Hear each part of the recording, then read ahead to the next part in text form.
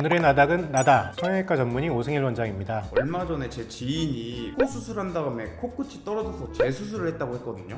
코끝은 왜 떨어지는 거예요? 코끝은 사실 가만히 있는 것 같이 보여도 생각보다 지속적인 힘을 많이 받는 부위입니다. 중력의 힘도 견뎌야 하고 또 피부가 누르는 힘도 이겨내야 하죠. 그럼 오늘은 코 성형 후에 코끝이 왜 떨어지는지에 대해서 말씀드리겠습니다.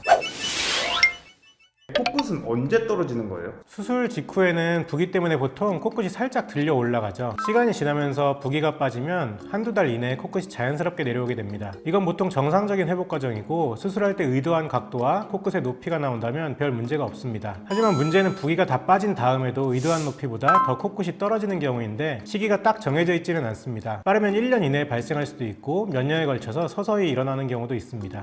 코끝이 떨어지는 원인은 뭐예요? 이제 예전에 10여 년 전에는 코끝 기둥을 튼튼하게 만들지 않고 실리콘 모형물에 의존한 수술이 많았기 때문에 세월이 지나도 콧대는 그대로 잘 유지되지만 코끝 높이가 유지되지 않아서 코끝이 처지거나 뭉툭해지는 케이스가 많았습니다. 그래서 화살코 모양을 보이기도 하고 웃을 때 코끝만 아래로 처지기도 해서 점점 나이 들어 보이게 하는 코 모양을 갖게 되죠. 또한 요즘의 방식으로 수술받은 코라도 만들어 놓은 코끝 지지대가 어떤 원인에 의해서 약해지거나 다시 낮아지는 일이 있습니다. 지지대가 주변 조직과 잘 회복되면서 자리를 잡기 전에 그 고정이 느슨해지는 경우, 잘 회복된 다음에도 지지대 자체가 휘면서 높이가 낮아지는 경우도 있습니다. 또 어떤 경우는 지지대가 흡수되면서 약화되는 경우도 간혹 있습니다. 코끝 지지대를 튼튼하게 세우는 방법이 있을까요? 결국은 코끝을 받쳐주는 지지대가 수술의 가장 중요한 부분이라고 할 수 있습니다. 이 방법으로는 크게 비주 지지대 방식과 비중격 연장 방식을 말씀드릴 수 있습니다. 두 방법은 각각 장단점이 있는데 간단히 말씀드리자면 비주 지지대 방식은 수술 후 코끝 고정된 느낌이 적고 비중격이 많이 휘어 있을 때도 무리 없이 적용할 수 있는 방법입니다. 반면에 비중격 연장 방법은 코끝을 좀 더 확실하게 지지해주는 방법이긴 하지만 코끝이 어느 정도 고정된 상태가 될 수밖에 없고 무리하게 높일수록 코끝이 휘어질 수 있는 우려가 있습니다. 코끝 지지대를 세우는 재료로 좋은 것들은 뭐가 있어요? 일단 그 재료의 크기와 양이 충분하다. 예를 들어 비중격, 자간흙, 기증흙 세 가지 연골이 모두 이 손바닥만큼 크다라고 가정한다면 제 생각에 가장 좋은 재료는 역시 비중격 연골이 될 것입니다. 세 가지 재료 중 퀄리티가 가장 일정하고 같은 두께로 조각했을 때 낼 수 있는 강도도 좋은 편이에요. 자간흙이나 기증흙을 쓸 때는 얇게 조각할수록 그 강도가 약해져서 두께를 어느 정도 유지하면서 조각할 수밖에 없습니다. 그러다 보면 코끝 지지대의 두께가 약간 두꺼워지는 현상이 생길 수도 있죠. 그리고 무엇보다 이 세 가지 재료 중 무엇을 쓰든 코끝을 누르는 힘은 결국 더 안쪽에 있는, 더 깊이 있는 비중격 연골의 버팀목, 레스트러트로 전달될 수밖에 없습니다. 앞쪽의 재료가 아무리 단단해도 뒤에서 버텨주지 못하면 그 의미가 별로 없게 되는 것입니다. 그런데 여기서 처음 가정에 오류가 있죠. 비중격 연골의 크기는 충분한 경우가 생각보다 잘 없습니다. 작은 비중격 연골에서 다른 재료의 도움 없이 수술할 경우 코끝 높이가 원하는 만큼 화려하게 나오지 않을 수 있고 비중격 채취 과정에서 비중격 버팀목이 약해지는 문제도 발생할 수 있습니다. 이럴 때는 수술 전에 최대한 미리 파악해서 기증늑 연골이나 자간늑 연골을 적극적으로 준비하는 게 좋습니다.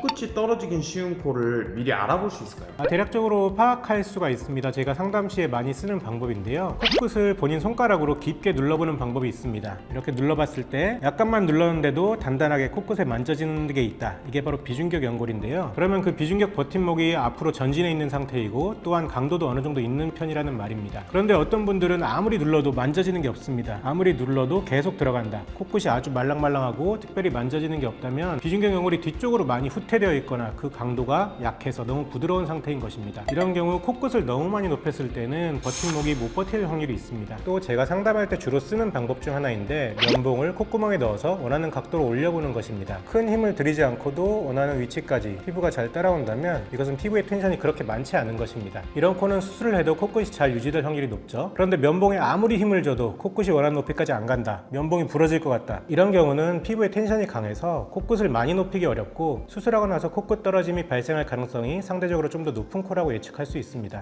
재수술은 코끝이 떨어지기 더 쉬울까요? 재수술은 상태에 따라 많이 다릅니다. 일단 재수술에 있어서 큰 변수는 코 안쪽에 잘 남겨져 있어야 할 비중격의 버팀목의 상태가 큰 관건입니다. 그 버팀목이 대부분은 잘 남겨져 있는 경우도 있고 예전에 비중격 채취 시 비중격을 너무 많이 뗐다거나 어떤 실수로 인해서 버팀목이 많이 약화된 경우는 수술을 다시 할 때 그것을 최대한 보강을 하긴 하지만 그래도 코끝 떨어짐이 다시 발생할 수 있는 확률이 조금 더 높아진다고 할 수 있습니다. 비개방으로 수술하면 코끝이 더 떨어지기 쉽다던데 이건 맞을까요? 아무래도 비개방으로 수술하게 된다면 정확한 위치에 코끝 지지대를 만들 수 없는 경우도 많고 상대적으로 개방형 수술법에 비해서 코끝 높이를 많이 확보할 수 없는 것도 사실 사실입니다. 그래서 이 질문은 반은 맞고 반은 틀리다고 할 수 있습니다. 복코는 코끝이 떨어져도 티가 안 난다고 하던데 복코 교정의 가장 효과적인 방법은 코끝을 높이 세우는 것입니다. 그런데 복코인 경우도 코끝이 떨어지면 그 효과가 많이 떨어지고 다시 수술 전처럼 코끝이 뭉툭해지는 현상이 일어날 수 있습니다. 그래서 복코 교정을 한 분들도 코끝 떨어지면 티가 안 나는 것은 아닙니다. 코끝 성형은 코 수술의 꽃이라고 할 수 있습니다. 코끝 떨어짐을 줄이려면 개개인의 상황에 맞는 최적의 재료와 수술 방법을 선택하고 장기적으로 유지 가능한 코끝 목표를 설정해서 섬세하게 수술하는 것이 가장 중요하다고 말씀드리고 싶습니다. 더 궁금한 사항이 있으면 언제든 댓글 남겨주세요. 지금까지 오늘의 나닥 오승일이었습니다.